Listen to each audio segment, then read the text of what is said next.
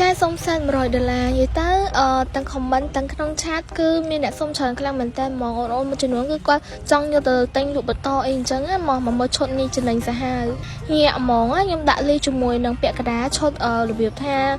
ស្លាយធ្វើឲ្យនឹងមកឈុតនេះគឺពាក់កណ្ដាលទៅគឺឈុតយកទៅធ្វើខ្លួនឯងហ្មងអានេះបើថាទិញលេងរាប់ឆ្នាំអត់អស់ទេបើទិញលក់វិញចំណេញគុណនឹង2គុណនឹង3ណា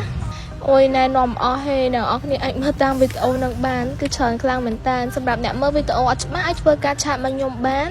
ខ្ញុំនឹងសែនរូបភាពឲ្យមើលអញ្ចឹងកាន់តែច្បាស់និយាយទៅមុខខ្លះគឺបានមុខ2មុខ3មុខ2មុខ3អីចឹងហ្មងសម្រាប់បងប្អូនដែលគាត់ចង់ចាប់ផ្ដើមអាជីពរកស៊ីអាគ្រឿងអស់ហ្នឹងក៏គាត់អាចសាកជាមួយនឹងឈុតនេះបានតម្លៃចាប់ផ្ដើមប៉ុណ្ណឹងគឺសមរម្យខ្លាំងមែនតើហ្មងណាហើយខ្ញុំធានាជូនរង្វាន់របស់ខ្ញុំគឺល្អបើសិនជាយកទៅមានបញ្ហាអីគឺធានាថាដូរថ្មីជូនវិញណាទិញលើក្រោយគឺដាក់ថែមឲ្យវិញហ្មងសម្រាប់បងប្អូនដែលគាត់ចង់បានគឺគាត់អាចធ្វើការទំនាក់ទំនងមកខ្ញុំផ្ទាល់បានតាមរយៈ page Fin Beauty Facebook Asing ឬមួយក៏តាក់ទងមកតាមលេខទូរស័ព្ទដែលខ្ញុំដាក់នៅខាងលើ description ហ្នឹងឬមួយក៏ Telegram ក៏បានដែរ